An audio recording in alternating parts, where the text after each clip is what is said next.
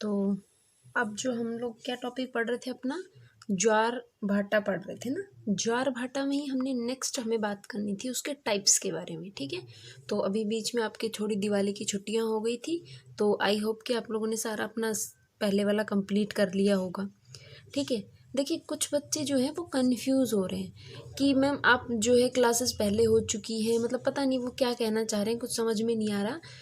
देखिए जो अपना जो लास्ट ओशनोग्राफी वाला पार्ट बचा हुआ था उसी को हम पढ़ रहे हैं, उसकी क्लासेस में हम ज्वार भाटा तक पहुंच गए हैं, ठीक है। जो बीच बीच में जो दूसरे टॉपिक मिलते हैं ना आपको, वो आपका रिवीजन के लिए है। जो कुछ बच्चों का जो छूट गया था ना, जिनको वो क्लासेस नहीं पढ़ पाए थे, तो उनके लिए वो है, ठीक है। तो आपको तो यही, और आपका जो है एक दिन छोड़ के एक दिन आपको क्लासेस मिल रही है, ठीक है। जो रेगुलर बच्चे हैं उनके लिए तो एक दिन छोड़ के एक दिन होती है, क्योंकि आपका जो सिलेबस है वो कंप्लीट होने वाला है। तो धीरे धीरे हम लोग अपना पढ़ते हैं ना, तो इसके साथ साथ आप दूसरे जो सब्जेक्ट है उनको कवर कर लीजिए, ठीक है। तो अब स्टार्ट करते हैं अपना टाइप्स ऑफ टाइप्स, ज्वार भाटा के प्रकार। देखिए इसमें एक होता है दीर्घ ज्वार। दीर्घ ज्वार यानी कि इसको कहते हैं हम दीर्घ, यानी दीर्घ मतलब होता है बड़ा, बड़ा यानी लंबा ज्वार जो आता है ना, उसको स्प्रिंग टाइप भी कहते हैं इसको। दीर्घ ज्वार कौन से होते हैं, जैसे मान लीजिए ये सूर्य है, ये पृथ्वी है, ठीक, और आपका ये चंद्रमा है। जब ये वाली सिचुएशन हो, या फिर ये सूर्य है आपका, ये चंद्रमा है और ये पृथ्वी है, पूर्णिमा और अमावस्या वाली जो दो स्थितियां आती हैं उनके ऊपर आपके दीर्घ ज्वार उत्पन्न होते हैं। कैसे, देखिए ये आपका सन है, ये आपकी पृथ्वी है और ये चंद्रमा है, ठीक। ये देखिए कि जब ये तीनों एक सीध में होते हैं तो क्या होता है, दीर्घ ज्वार उत्पन्न होते हैं। और ये दोनों, ये तीनों एक लगातार एक उसमें कब रहेंगे, एक सीध में कब रहेंगे, ये दो कंडीशंस में होते हैं। एक होती है हमारी पूर्णिमा की रात और एक होती है हमारी अमावस्या, ठीक। इन दो दिनों में ये दोनों कंडीशन उत्पन्न होती है जिसमें हमारे दीर्घ ज्वार पैदा होते हैं, जो बड़े ज्वार होते हैं, ठीक है। और इसी दशा, जो ये दीर्घ ज्वार से जो ये सीध वाली जो दिशा बनती है, इसको हम कहते हैं सिजगी। इस कंडीशन को, जो तीनों एक सूद में होते हैं, सीध में होते हैं, तो उस कंडीशन को हम कहते हैं सिजगी। और जो सिजगी की जो दशा होती है वो दो प्रकार की होती है। अभी हमने बात की एक पूर्णिमा को, एक अमावस्या। देखिए इसको समझते हैं। देखिए सबसे पहले हम बात करते हैं, जैसे मान लीजिए ये आपका सन है, सूर्य, ये पृथ्वी है और ये आपका चंद्रमा है, ठीक। चंद्रमा ऐसे ही रहेगा ना, एक आधा जो है ब्लैक होगा और आधा वाइट, आधे जो है अंधेरा होता है, आधे में रोशनी होती है, ठीक है। देखिए जो ये सन है, अब सन की जो किरणें हैं वो इसके ऊपर पड़ रही हैं, पूरी पड़ रही है ना। और जो ये चंद्रमा है, इस चंद्रमा की परछाई भी इसके ऊपर पड़ रही है। तो जो ये वाली जो कंडीशन होती है, जब पृथ्वी बीच में होता है, तो इसको हम पूर्णिमा की दशा कहते हैं। पूर्णिमा की दशा हम इसको कहते हैं। देखिए जो आपका ये पूर्णिमा और अमावस्या का जो चक्कर होता है, ये 27.5 दिन का ही होता है, ठीक है। और 27.5 दिन में ही आप जानते हैं कि चंद्रमा अपनी पृथ्वी पर एक परिक्रमा कब पूरी करता है, 27 दिन में करता है, ठीक है। तो 27 दिन का जो इसका एक पीरियड होता है, उसमें 14.5 दिन का तो पे पूर्णिमा और 14.5 दिन पे अमावस्या की रात आती है। जब ये मान लीजिए अभी यहाँ है, एक टाइम बाद यहाँ होगा तो ये थोड़ा सा इसमें दिखाई देगा हमें, फिर पूरा आएगा, फिर आधा दिखाई देगा, ऐसे करके जो पूरा एक चक्कर चलता रहता है, जो हमें पृथ्वी से चंद्रमा का जो भाग हमें दिखाई देता है उसके आधार पर हम इसका निर्धारण करते हैं। तो ये जो कंडीशन होती है इसको हम कहते हैं वियुति। पहली कंडीशन कौन सी होगी, वियुति। इसमें क्या होता है, ये पूर्णिमा की दशा होती है और इसमें चंद्र ग्रहण, सामान्यतः अगर इसमें देखा जाए तो चंद्र ग्रहण वाली स्थिति भी इसमें देखने को हमें मिलती है, ठीक है। अब हमने बात की थी कि एक तरफ जैनिथ होता है और एक तरफ नादिर होता है। तो ये वाला भाग होता है जैनिथ, जिस पर ज्वार भाटा उत्पन्न होगा, और ये जो होगा नादिर, इस पे क्या होगा, अपकेंद्रीय बल से जो ज्वार भाटा उत्पन्न होगा वो वाली कंडीशन होगी। इतनी चीज़ समझ में आई। एक कंडीशन हो गई व्युति वाली। अब दूसरी आती है युति। इसको हम कहते हैं कंजेशन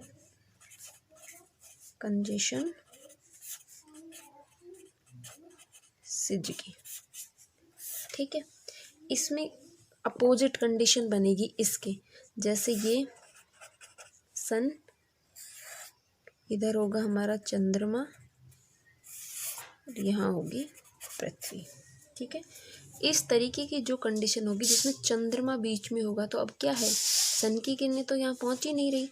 जो चंद्रमा वाला जो भाग है, इसका जो ये वाला जो भाग है, ये हमें पृथ्वी से दिखाई देता है।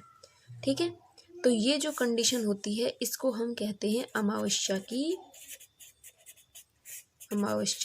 दशा। और सामान्यतः हम इसको कौन सा ग्रहण कहेंगे, सूर्य ग्रहण। अमावस्या की दशा या फिर इसको सूर्य ग्रहण की अवस्था भी कहते हैं। जब चंद्रमा के द्वारा पृथ्वी के चारों ओर परिक्रमा करने के दौरान इस प्रकार से एक सीध बना ली जाए जिसमें सूर्य तथा चंद्रमा, जो ये सूर्य और चंद्रमा है, वो एक दिशा में हो। ठीक है, तब ये वाली स्थिति हमारे पास उत्पन्न होती है। इतनी चीज़ क्लियर हो गई, दोनों चीज़ समझ में आ गई। दीर्घ ज्वार दो तरीके से उत्पन्न होता है, व्युति और युति, जो पूर्णिमा की और अमावस्या की दशा होती है। ठीक है, क्लियर हुई बात। ये हो गया हमारा दीर्घ ज्वार। दूसरा आता है लघु ज्वार। ठीक, लघु ज्वार में क्या होगा कि देखिए, हमने बात करी थी, देखिए इसका पूरा चक्कर समझते हैं। ये हो गई आपकी पृथ्वी। ठीक, यहाँ पर है मून, चंद्रमा है ये। अब पृथ्वी से आप चंद्रमा को देख रहे हैं तो आपको चंद्रमा का ये वाला भाग दिखाई दे रहा है ना दिखाई, ये वाला भाग दिखाई नहीं दे रहा। ठीक है, और मान लीजिए कि यहाँ पर आपका क्या है, सन की भी किरणें यहाँ पर पड़ रही हैं। अब धीरे धीरे क्या होगा, ये चंद्रमा जो है ये यहाँ भी पहुँचेगा, फिर यहाँ पहुँचेगा, फिर यहाँ पहुँचेगा, क्योंकि वो पृथ्वी के चारों तरफ चक्कर लगाएगा ना, ऐसे ये पृथ्वी के चारों तरफ घूमता हुआ चलेगा। ये वाली कंडीशन और ये वाली कंडीशन तो हमने देख ली कि जब अमावस्या होता है और पूर्णिमा वाली कंडीशन हो गई ना दोनों। अब एक कंडीशन होती है कि अब अगर मान लीजिए चंद्रमा यहाँ है या फिर यहाँ है, ये जो कंडीशन होती है तो इनके अंदर क्या होगा, हमारा लघु ज्वार उत्पन्न होगा। ठीक है, ये हो गए हमारे लघु ज्वार के बारे में। इसमें क्या होता है, ठीक है, ये चीज़ समझ में आई। अब देखिए, लघु ज्वार जो होता है वो जो चंद्रमा की जो ये कलाई होती है, कृष्ण पक्ष और शुक्ल पक्ष, ये सब आप लोग पढ़ेंगे बाद में या फिर पढ़ा होगा आप लोगों ने। कैलेंडर जो होता है हमारा, कृष्ण पक्ष और शुक्ल पक्ष उसी के आधार पर निर्धारित होते हैं। जैसे सप्तमी होती है, अष्टमी होती है, उन सबको जो ज्वार उत्पन्न होते हैं वो हमारे कौन से ज्वार कहलाते हैं, लघु ज्वार कहलाएंगे। ठीक है, अब देखिए, अब इसमें एक चीज़ और आती है, एक है उपभू और अपभू की स्थिति। ठीक है, ये आपकी पृथ्वी हो गई, ये हो गया मून यानी चंद्रमा। जब इन दोनों के बीच न्यूनतम दूरी हो, ये घूमता हुआ आएगा। जब इसके बीच में बहुत कम दूरी होती है तो उसको हम क्या कहते हैं, ठीक है, जब न्यूनतम दूरी होती है तो उसको हम उपभू कहेंगे, और जब लघुतम दूरी होती है तो हम उसको अपभू कहते हैं। जैसे देखिए, पृथ्वी से जब चारों तरफ ये मून चंद्रमा घूमता हुआ आएगा तो एक कंडीशन आएगी जब वो पृथ्वी के बहुत करीब होगा तो उस स्थिति को हम उपभू कहेंगे। एक कंडीशन होगी जो पृथ्वी से बहुत दूर होगा तो उसको हम अपभू की स्थिति कहेंगे। जो उपभू होता है ये सामान्य उच्च ज्वार तल की अपेक्षा उच्च ज्वार तल, और जो ये होता है ये सामान्य उच्च ज्वार तल की अपेक्षा कम ऊंचा ज्वार तल उत्पन्न करता है। देखिए ये जो मून के जो ये वाली कंडीशन है, तो यहाँ पर अट्रैक्शन ज़्यादा होगा, यहाँ पर जो सामान्य वो ज्वार आता है उससे ज़्यादा ऊंचा ज्वार उत्पन्न होगा। और एक ये वाली कंडीशन है, अब मून दूर हो गया तो दूर होने से जो पहले जिस तरीके का यहाँ ज्वार आता था उससे अब यहाँ कम आकर्षण के कारण कम ऊंचा ज्वार यहाँ पर उत्पन्न होगा। ठीक है, इतनी चीज़ें क्लियर हुई। अब एक दो चीज़ें और आती हैं, जैसे एक होता है आपका दैनिक ज्वार,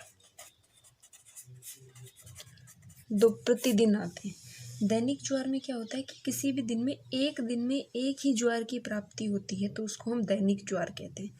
जिसमें कितने घंटे का अंतर होता है? 24 घंटे 52 मिनट का अंतर इसके अंदर होता है। ठीक है, तो वो हमारा कहलाएगा दैनिक ज्वार।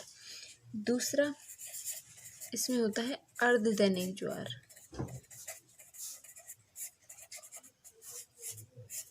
ये होता है सामान्य ज्वार भाटा की जो स्थिति होती है वो, कि एक दिन में 2 बार ज्वार आना।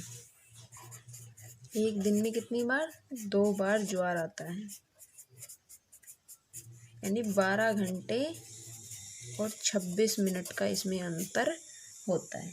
इतनी क्लियर हुई। एक होता है मिश्रित ज्वार। ऐसे ज्वार भाटा जिनकी ऊंचाई में तो भिन्नता होती है, जिनकी ऊंचाई में भिन्नता होती है उनको हम क्या कहते हैं? मिश्रित ज्वार कहते हैं। ठीक है, ये हो गया आपका ज्वार भाटा का जो सामान्य जो चीज़ें थी वो। अब इससे रिलेटेड एक दो थ्योरीज हैं वो और हमें देखनी है। ठीक है, वो हम नेक्स्ट क्लास में बात करेंगे। ठीक है, आज के लिए बस इतना ही। Thank you.